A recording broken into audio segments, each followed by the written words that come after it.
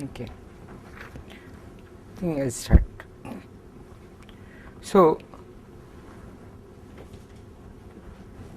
we are going to start today on Lie algebras.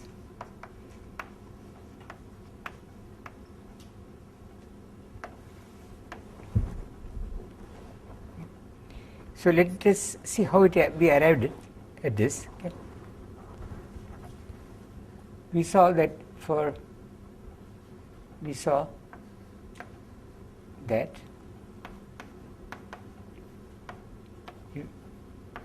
G is a Lie group. Okay. So it is a manifold. Okay.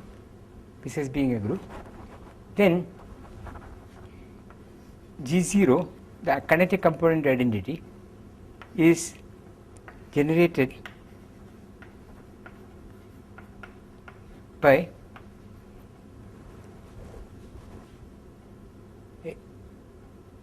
any neighborhood of identity. Okay. This is a group germ.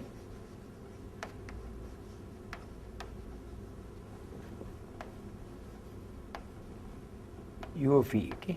So you got the you got Lie group. So you take any E. Okay. Take the identity. Suppose you take any neighborhood. Then within that neighborhood, you can clearly put a small disk inside, okay, which we can call the group germ. Okay. By going on multiplying with itself, you will get the whole identity component. Okay. The second is the following. G is compact.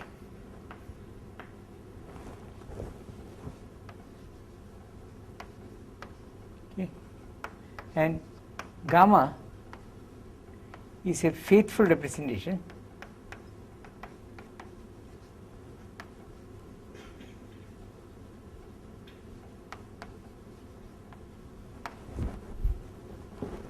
then I just quoted the theorem by Weil that we can get all IRRs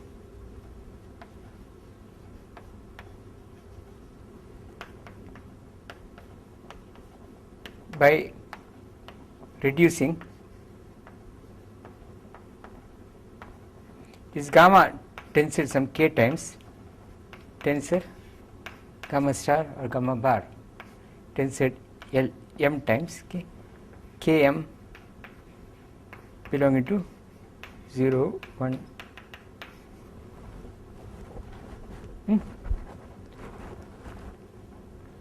The main thing is that it should be gamma should be faithful. Okay. Then you can take this complex conjugate representation and start reducing. Okay. So what happens is 1 leads to study of what I will call the tangent space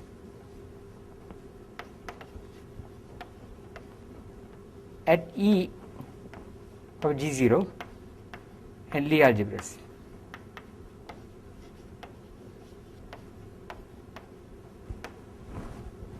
Okay. Lie algebra is coming exactly because of this reason that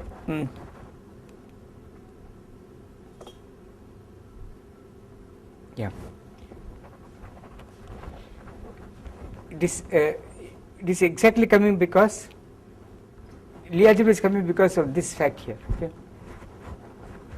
So 2 leads to tensor methods.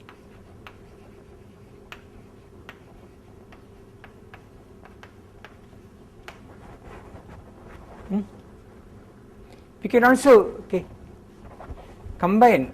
We can also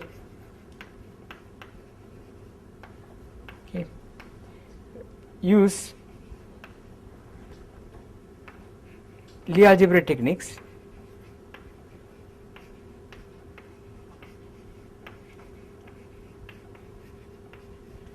leading to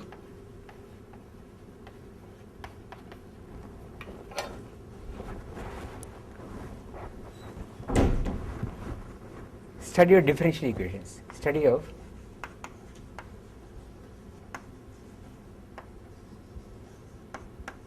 certain differential equations.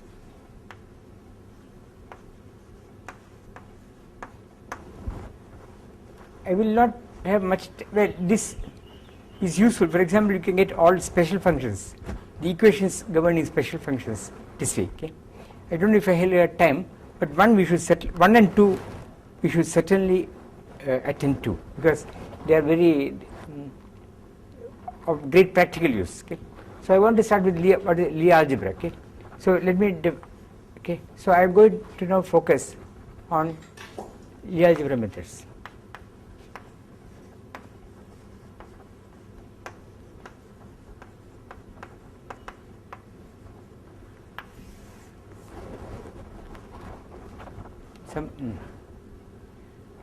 What is a Lie algebra?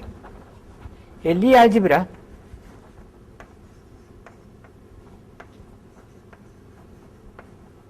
L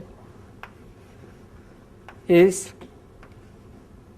first a vector space. Okay.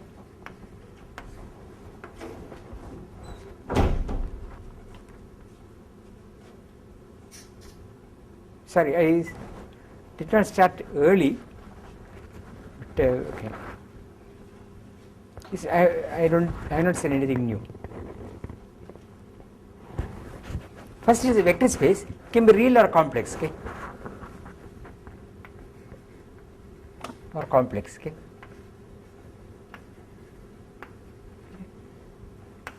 As let's say situation demands,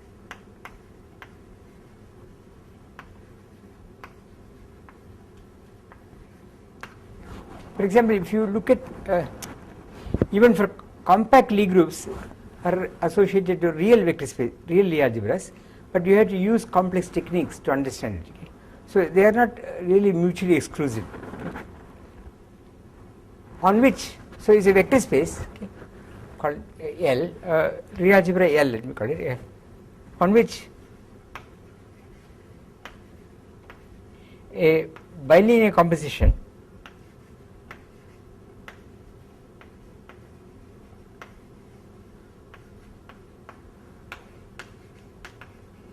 well, let me write like this, dot, okay, is defined. Okay. The notation is that you have to put in integer, okay, where here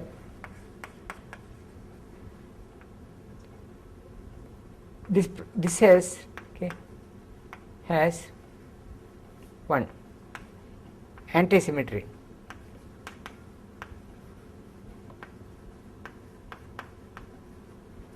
So we have xy is equal to minus yx. Of course, it is linear in each factor. So I want, okay. So x and y are in the Lie algebra. Okay. 2 fulfills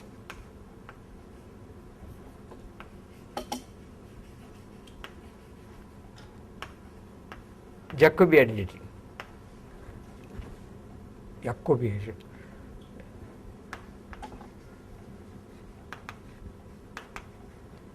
So this is x, y, z plus cyclic permutations, okay, plus cyclic 0. Okay. So these are the two defining properties. Okay. And I will show you how it comes from a Lie group. Okay. At least I will give you the formulae. Okay. But we need to look at some examples. Okay. Yeah. Consider this is a canonical example. All real 3 cross 3 real matrices, okay, which are antisymmetric. So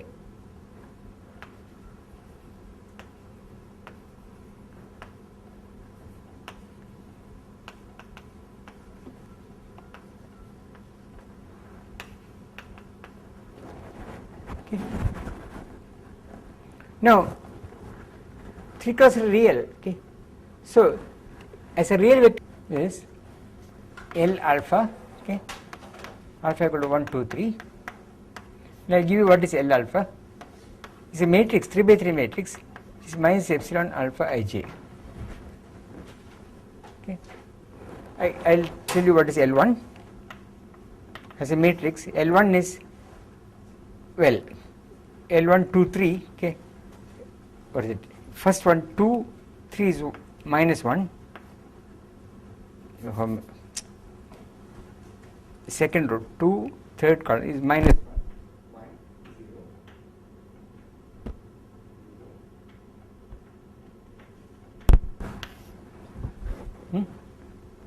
Etc. L2 will be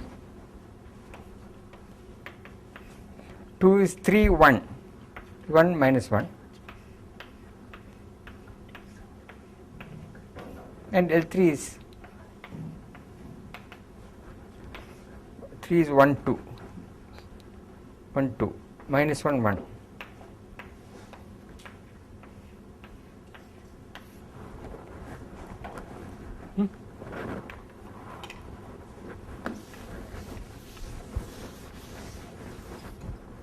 We can see what is a commutator. Let us compute L alpha, L beta, ij is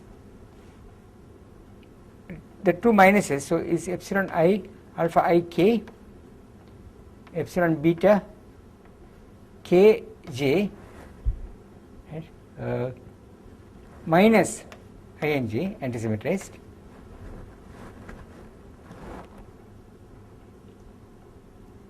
yeah, it's correct, no? I am summing over k,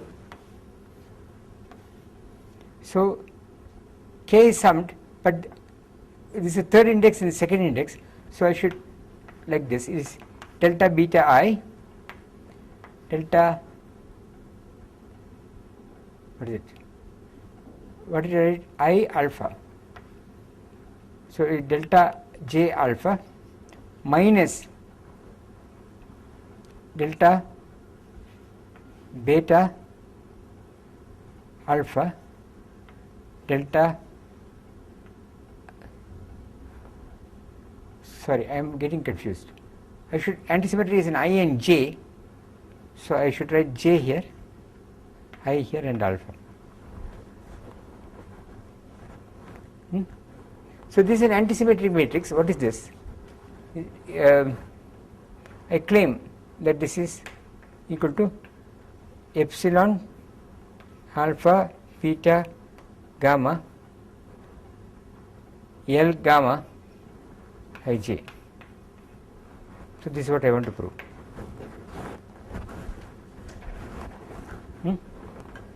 This is correct. So right hand side is epsilon alpha beta gamma minus epsilon gamma ij. So third place, so it is alpha beta here. It is minus delta I alpha delta j beta minus delta I alpha j, delta I beta delta j alpha. Is it correct? This is the answer. Delta beta I, it's okay. Okay, so the bracket is closed. Okay, so for this, so L alpha L beta is epsilon alpha beta gamma L gamma.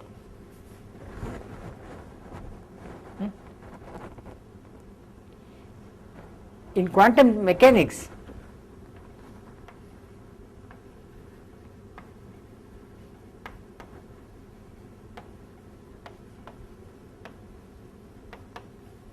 the spin 1 angular momentum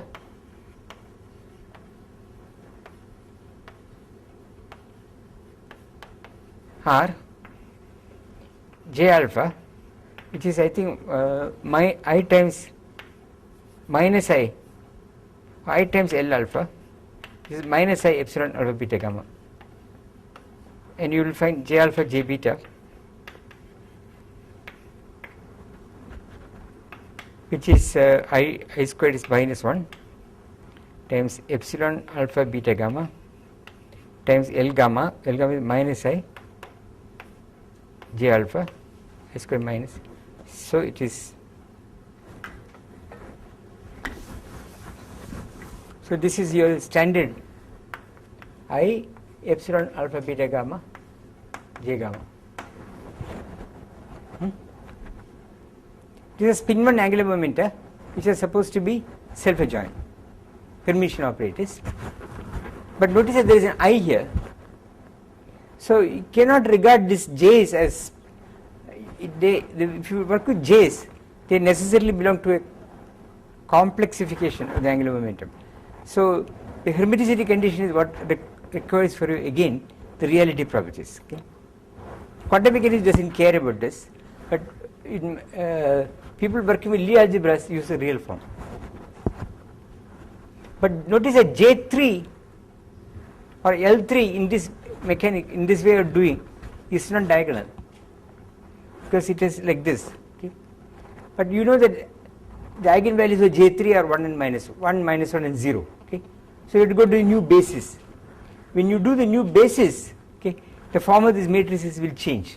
Even the L's will no longer be real, because when you try diagonalizing this matrix, it will become complex. I mean, the diagonalizing matrix is complex. It's a unitary matrix, not a real symmetric matrix. Okay. Okay. Now, a much more striking example is the following: the Poisson bracket algebra.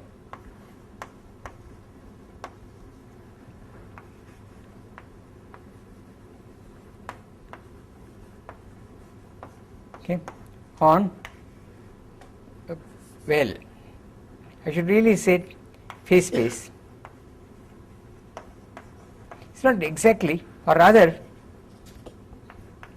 what people call T star Q, Q configuration space.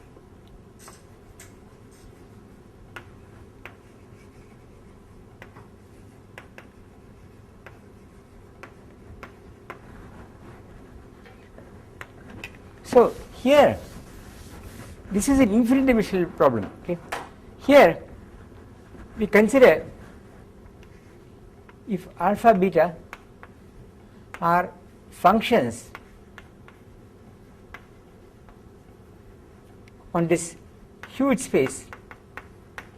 T star Q means it is a what they call cotangent bundle. Okay. Phase space is somewhat more general. Okay. But anyway, never mind. So you get a rule for alpha beta is a function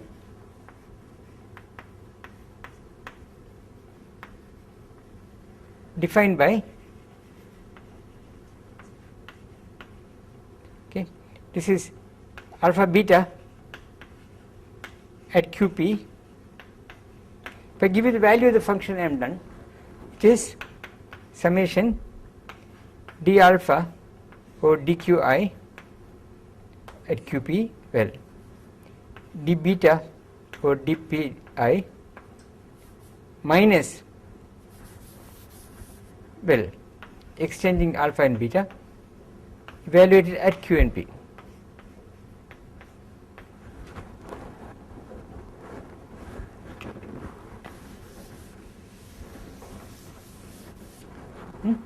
So this is the Poisson bracket of two functions, and we know that it fulfills Jacobi. Okay.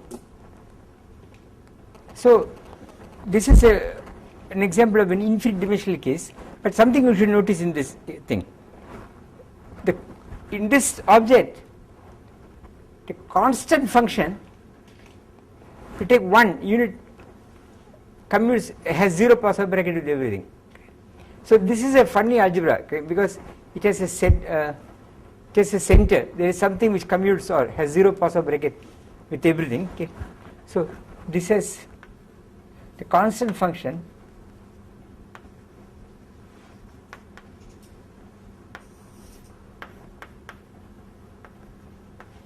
let me call it 1, okay, has 0 bracket with all alphas. That is, so alpha 1 is defined by, say, QP is a number 1. So this is number 1 is a function, okay? Then alpha 1 is 0. So it's a 0 function, okay? So at Q and P is 0. Okay. Now it is exactly this property, it gets changed when you go into quantum mechanics. Okay, is that true? Well, let me just think. Is that true? No, it's not true. So, okay, this is what you get. Okay? Now, the next thing we have to do is the following. Okay, the structure constants.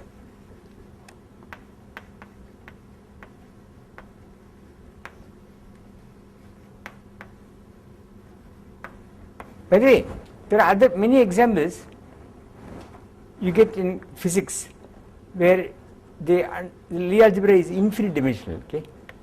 Also, mostly we deal with finite dimensions, but for example, this thing is infinite dimensional. Okay, quite huge. But when you also consider conformal field theories or phase transitions in one-dimensional systems, experimentally two-dimensional phase transitions, I should say one-dimensional, you get this Virasoro algebra, which is infinite dimensional, and it has a classical counterpart which is also infinite dimensional. Okay, so infinite dimensional things do occur, okay, and most often they cause trouble because the full control is difficult. So let me look at this. Okay, so I will assume that at least we assume L is finite dimensional.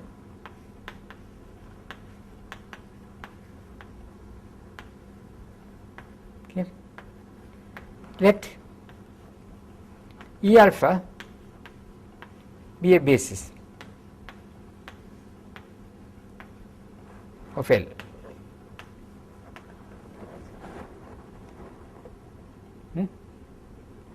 Then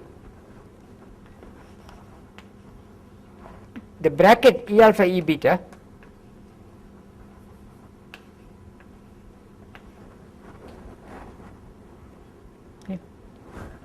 by assumption belongs to the Lie algebra. Okay. So can expand. So we can expand E alpha E beta. Okay, can be expanded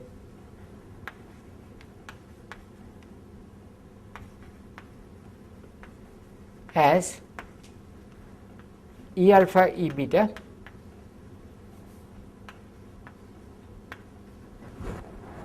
as some constant C alpha beta gamma E gamma. These are numbers.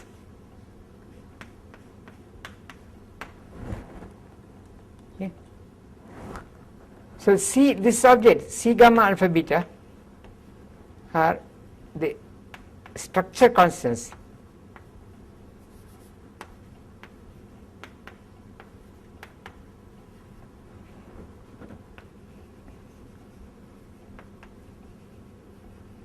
of L. Okay. These define the Lie algebra. Basically, if you give me this, okay, they have the following two properties, both of which I will tell you how to remember in a minute.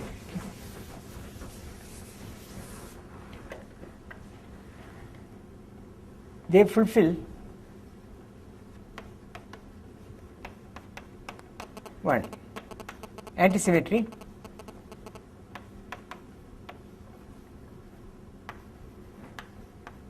that is C gamma alpha beta equal to minus C gamma beta alpha, and they fulfill Jacobi. okay, from this equation E alpha, E beta, E gamma plus cyclic equal to 0. Okay. So you write it down, expand this in terms of the C's, get one C, again commute, get some quadratic relation in C's. Okay. Let me write the relation and then I will interpret it later. This leads to C gamma, let's see, I should write it in the correct way.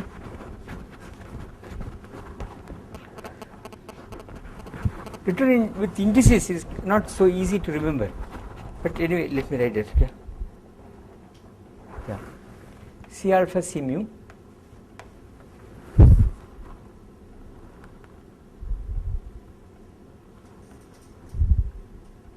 yeah, let me write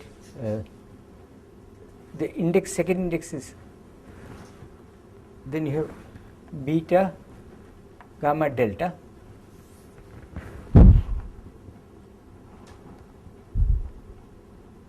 plus again C alpha mu C mu, then you cyclically permute these two indices, gamma delta beta plus C alpha C mu, then again you have mu here, then beta L, right, delta beta gamma. Okay.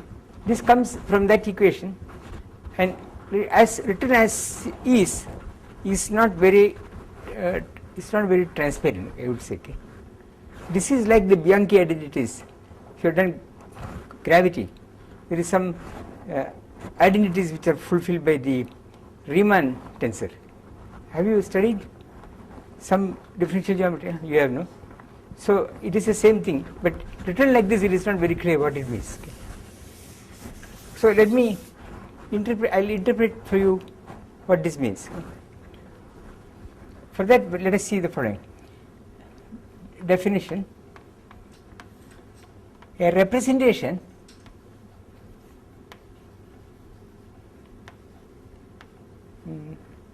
yeah.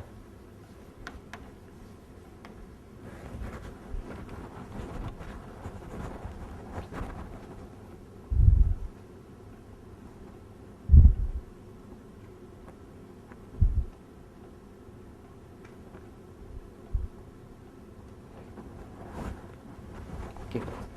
Let me not write it.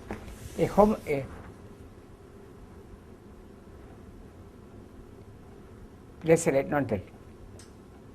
A homomorphism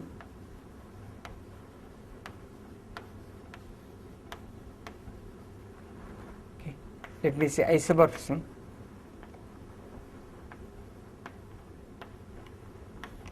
T from L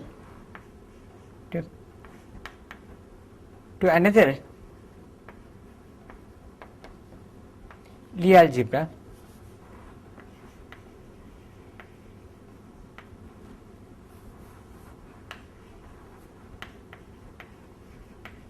L prime, okay, is a linear map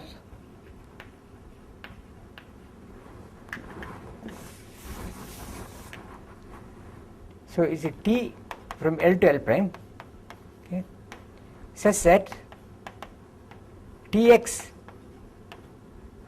commutated with Ty bracket here is T of xy.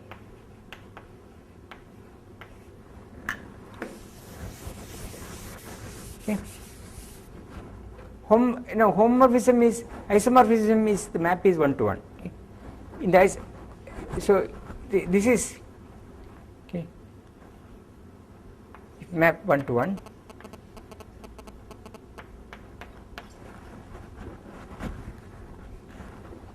Okay, it is very much like in group theory. This kind of definition is always the same, and it says that this mapping T preserves the structure of the Lie algebras, okay? And it is linear because the L's are linear vector spaces. Okay? Now, interpretation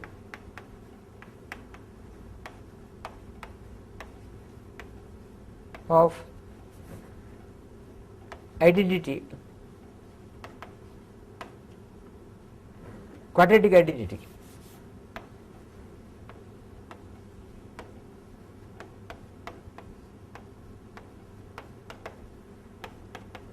on C. Okay.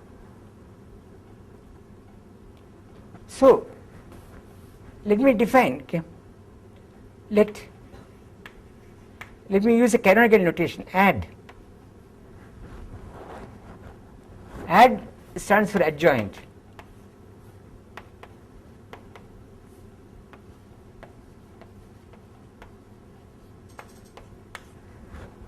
Okay. Be a map, a linear map from L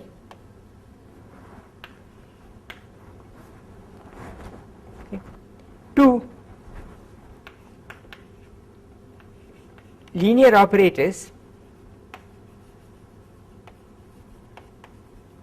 on L. L is a vector space. Okay. So this is like the regular representation. Okay. So defined by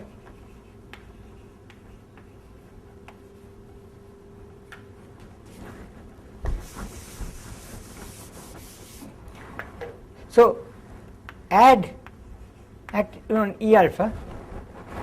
This is a linear operator on the vector space itself. So I have to tell you what this is. Right? What this is acting on this basis is equal to, by definition, E alpha E beta.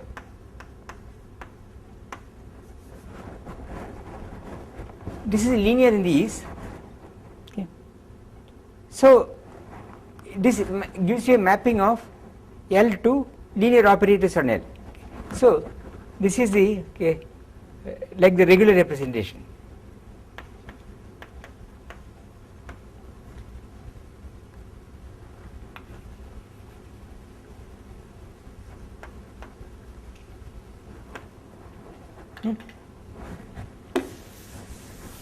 Question is add a homomorphism, okay?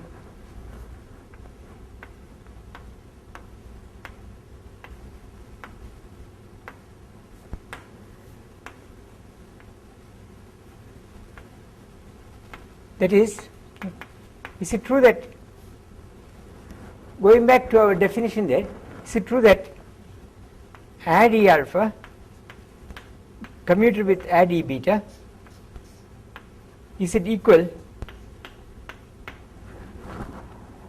to add of E alpha E beta?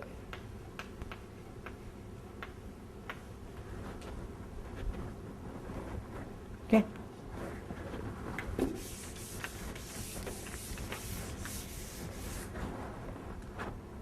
Is this operator the same as this operator? If it were, add will be a homomorphism from L to a Lie algebra of operators on L. Okay. Let us check. Let us apply LHS on a basis on E row.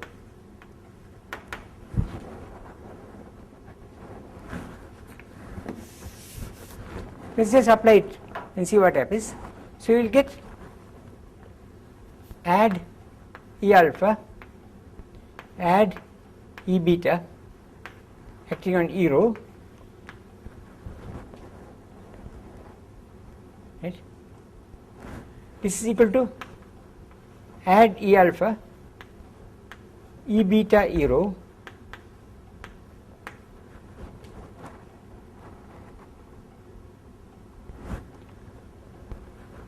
is equal to, so let me here, there is another term, minus alpha beta exchange.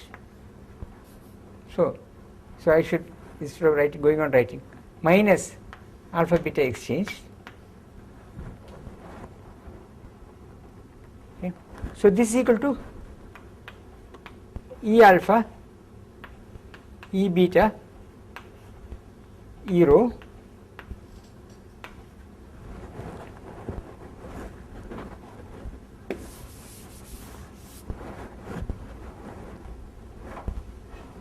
and that is equal to minus E alpha, minus alpha beta exchange, E beta, E alpha, E rho,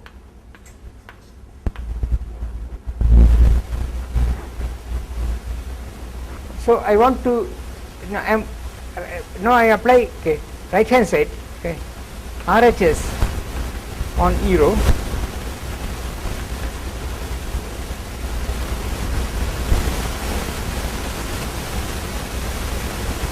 at the same rule I am applying that to E rho, alpha beta commutated with E rho.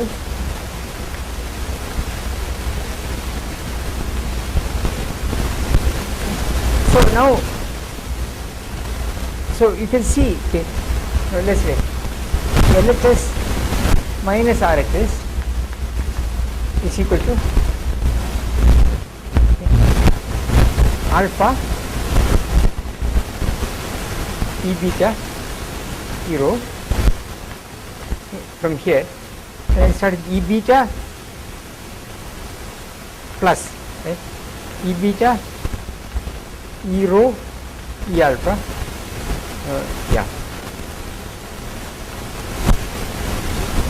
by using antisymmetry. Then I have taken this on the other side with a minus sign, so this will go to the last side, so plus E rho E alpha E beta, which is 0 by Jacobi.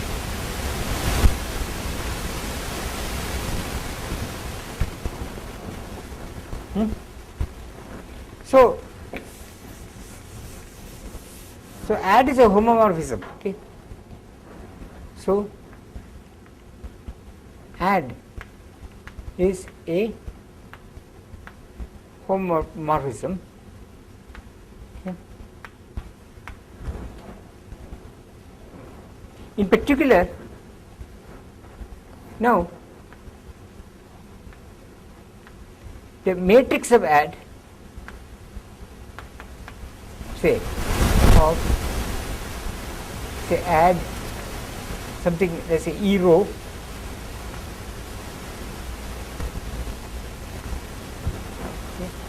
in basis, say E alpha,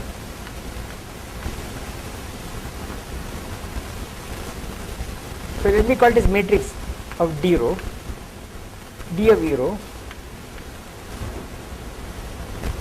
is by definition what? I apply add E alpha, I apply it on the add E rho, I act on the basis, and by definition I set this equal to E beta, right, then D rho beta alpha. But this is equal to E rho E alpha.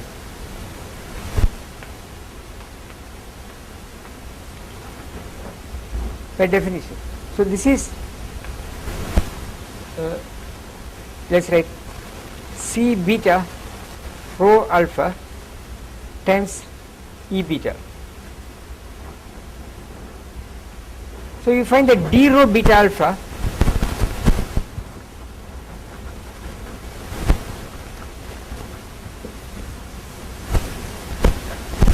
implying the C beta, the structure constant you wrote rho alpha is simply D rho beta alpha. So the structure constant is some scrambled form, or the matrix or the adjoint or the E row, D of E row. Okay. This is what I call D of E row. So it is this object. This object is simply the matrix of the adjoint under the linear operator representing this E in a basis given by the E's. Okay. But the properties of but of course, okay, D is okay, fulfill Jacobi because they are just representing the linear operators by matrices. Okay. This is a Jacobi on C's.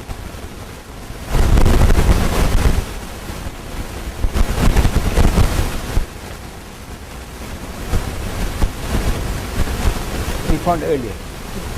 So that equation which was not so transparent, it's just this object here. The fact that this add preserves the algebraic structure. Okay. Now one more thing you should notice, okay, that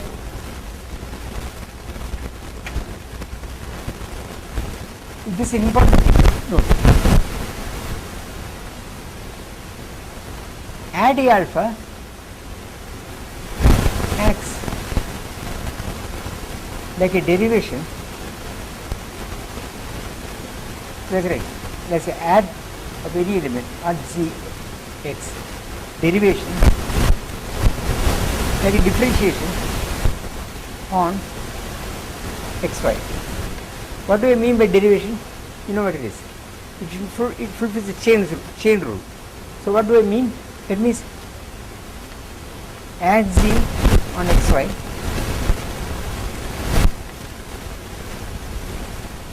it fulfills the chain rule. Okay. Is what?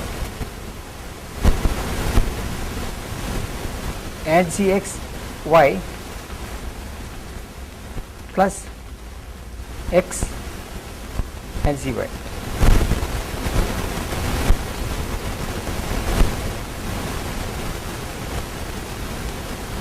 Take differentiation. They say cos of bracket fulfills x. So this is again by Jacobi. Okay.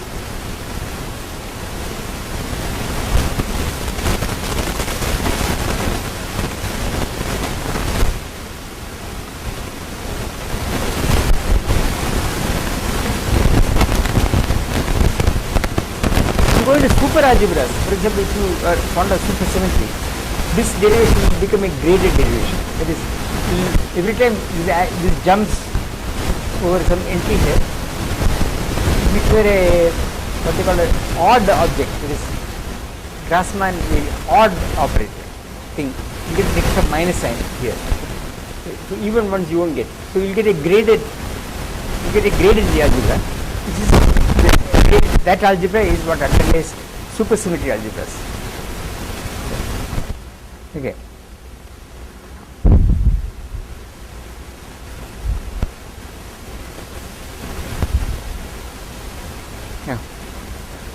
Now,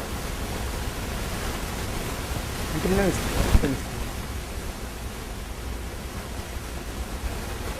definition. Okay.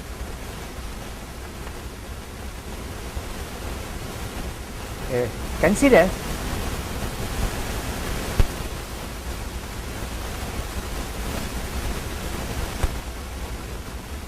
a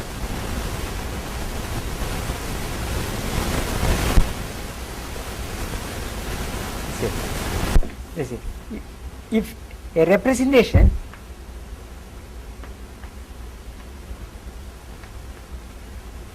let me call it T of a Lie algebra L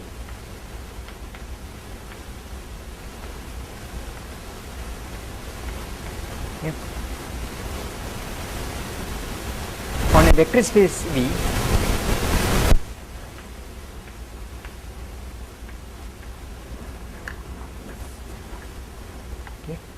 is a homomorphism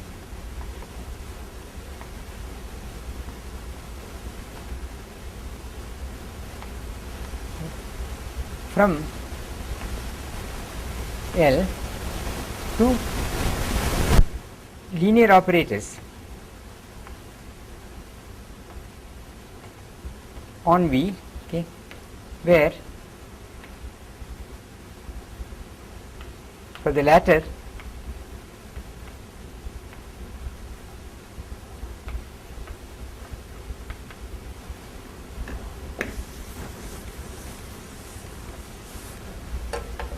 D bracket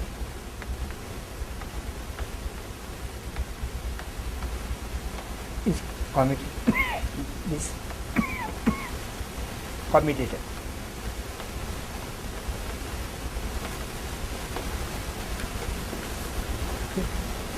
Take linear operator. So here Tx Ty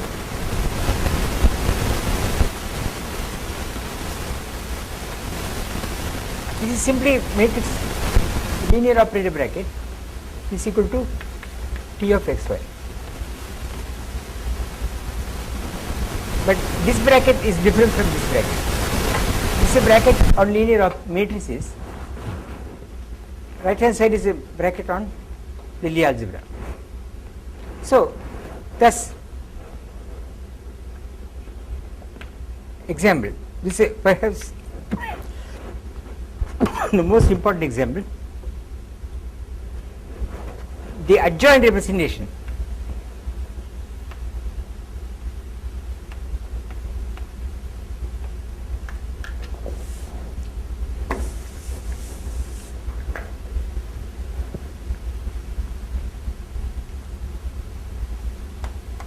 add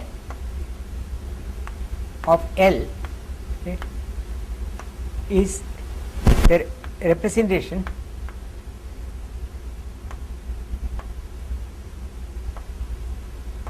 on L itself we saw above.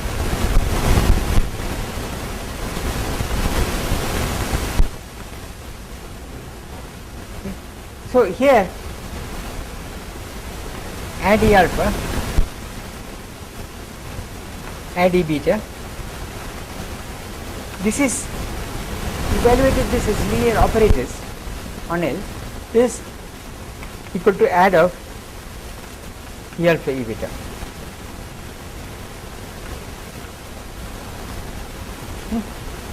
We just evaluated it. We term by term.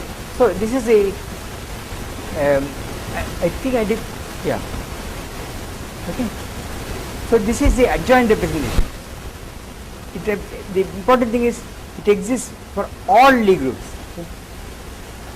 It's like this regular representation of groups, and it is closely related to that. It is not faithful. Okay? The representation is faithful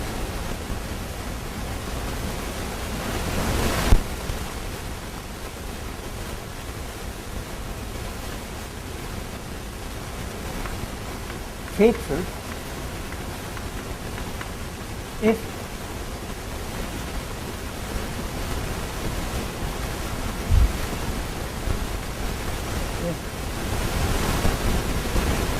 T is 1 to 1.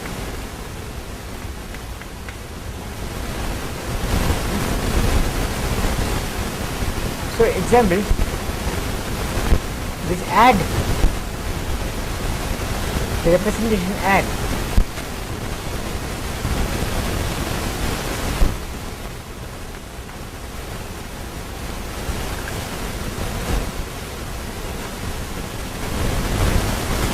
may not be faithful.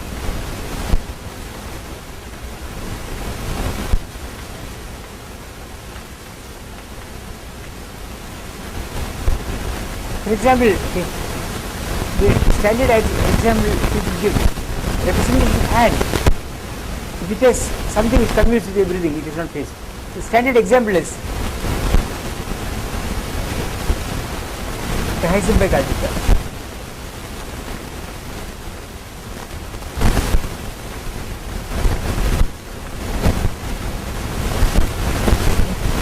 three dimensional, 3D. The basis is, let's say, q hat and 1, okay, with q hat p hat equal to I 1, etc.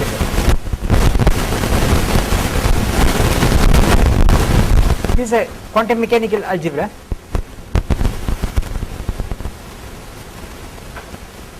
But it has 1 here. So it's adjoint in this adjoint representation,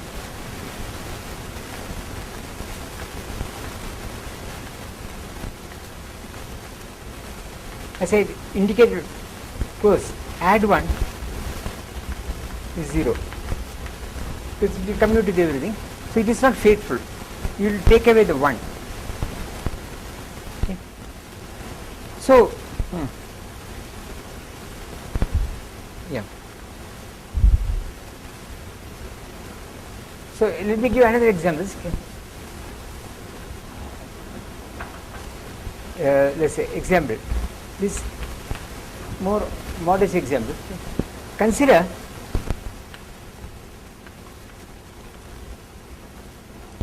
the 2 cross 2 traceless anti-Hermitian matrices.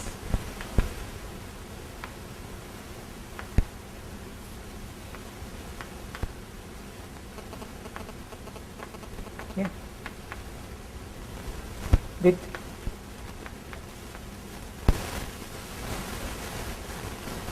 Lie bracket as commutative bracket.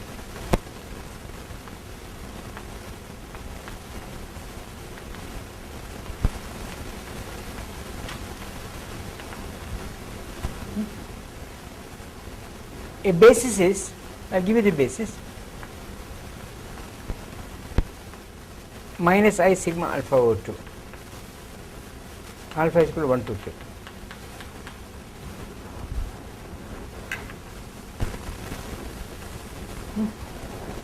So let me see, these are Pauli matrices.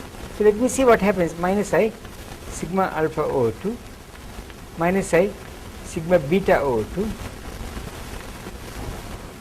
This is minus from these two.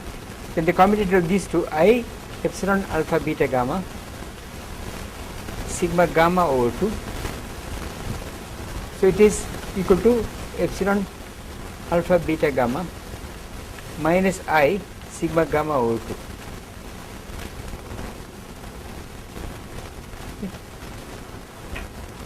So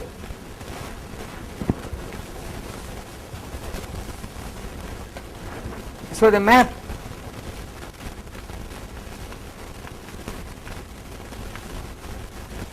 T from L alpha, the 3 by 3 antisymmetric real matrices, to minus I sigma alpha over 2,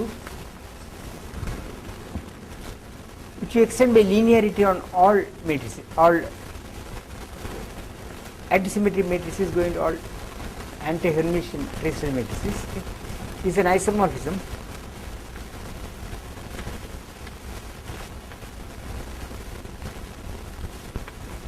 from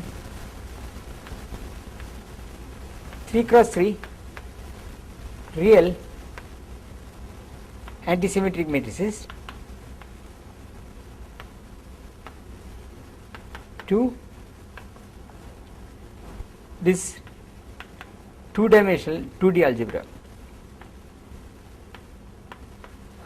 This 2D algebra, okay. Well, to this algebra. It's not 2D, it's 3-dimensional. The last one is spin half angular momentum, okay, which describes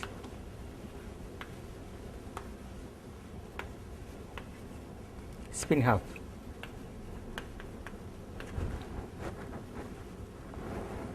Earlier, at the level of groups, we found that this is not quite true, right? Because we found that when I look at SU2 as a group, for 2 by, it was not isomorphic to SO3 as a group. but at the level of Lie algebras they are the same. So there is some information being suppressed here. We will see what exactly is the information being suppressed. Okay. When you algebra, I cannot say. Huh?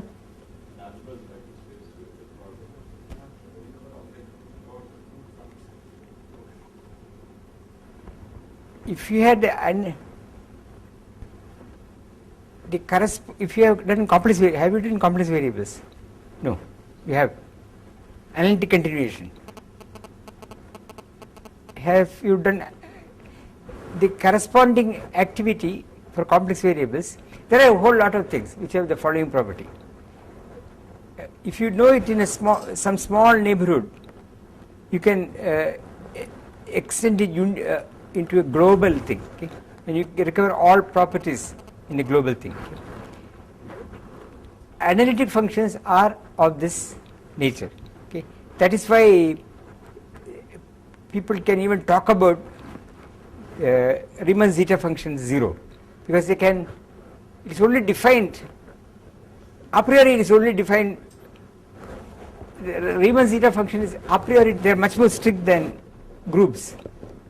Analytic functions have the property that if you know the power series expansion of the group at around any point, that means all the Taylor coefficients of the function at any point, such a way that the power series converges. So you are just given an infinite number of integers, infinite number of numbers, complex numbers, fulfilling the requirement that the power series converges. One can reconstruct the function everywhere. Okay, not only that, the entire plane, it might have poles, you can tell, you can find these branch cuts, everything can be done. Can you actually do it? Maybe. But there you can easily prove the theorem that this is a fact. Okay? Not easily, but you can prove it. The analog of that result is here. If you are given things in the very small neighborhood of the identity of the group, Lie group, you can reconstruct the group globally, modulo discrete elements, okay, like this -1 in the case of SU2. Okay, we will see what those discrete elements are, okay, later. So the group properties partake of many of these features of complex variables. Okay. In fact, the source of this fact is in fact exactly that. Okay. Okay.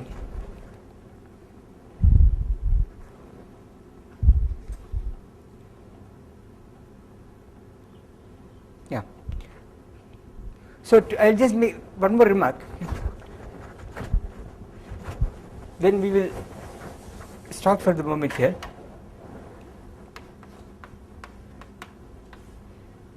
The center C of a Lie algebra L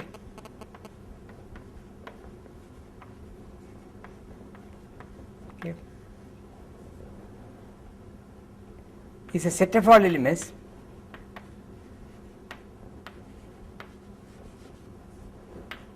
C in L such that okay, C L equal to 0, all L in L.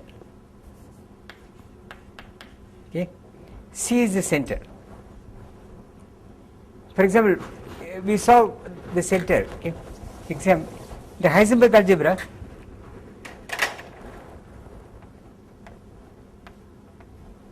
in Heisenberg algebra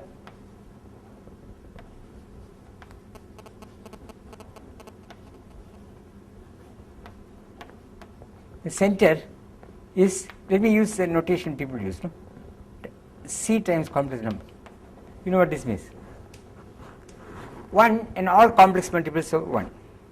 Okay. So if you regard it as a complex algebra, or you will replace C by R. Okay. So in that in the adjoint representation,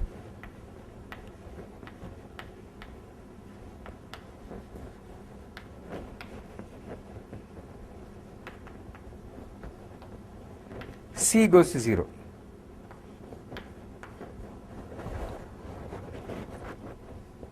Okay. We will be I mention this because it comes in this Heisenberg case, okay, and plays a role in the transition from classical to quantum mechanics. Classically, where h bar is 0, the center, that coefficient of 1 that comes in QP equal to I h bar, there is an h bar there. Okay. So at least formally that term will become 0, and the center will disappear. Okay. So it is a non-commutativity of the Heisenberg algebra that characterizes quantum physics. Okay. That is the central point about quantum. So I think the all differences between the two theories comes because in one case the algebra you are dealing with, observable algebra, is commutative, namely in classical. In quantum mechanics it is non-commutative, and this is showing up here, so I mentioned this. Okay. So next time, okay, I will quickly recall for you tomorrow things you already know from the case of groups, namely equivalence representations, Schu's lemma and so forth, but I will simply state them because, for example, Schu's lemma involves no structure, it only uses irreducibility of representations, not the fact that you are dealing with a group. It's true for algebra, anything, provided you have irreducibility. That concepts go through for all algebras, okay, all sets of operators. So we will quickly go through that, and then we will get down to real business, namely how does a Lie group give rise to a Lie algebra, and how will I find the Lie algebras. Okay. Practically, if you give me a Lie group, how will I sit down and calculate the Lie algebra? Okay. There are many tricks. Okay. So I will show you the roadway to the tricks, okay, so you can do the commutations. Okay. And then we will see how to apply it to concrete problems, namely constructing the representations of Lie groups using Lie algebra techniques. Then we will do tensor methods. You said relatively small place, and you said the algebra, and you said the small place can generate the connectors. Yes, that's what I will show you. What came first? Which came first? No. So a chicken and egg thing. No, that is not what is you are going to do. What you are interested in is you have got a Lie group G0, and your interest is in finding all its representations gamma. Okay. So what you are doing here, to jump here, what you go is you first find out from here what is the Lie algebra, and many times it is much easier to find each representation. It will be called gamma of L.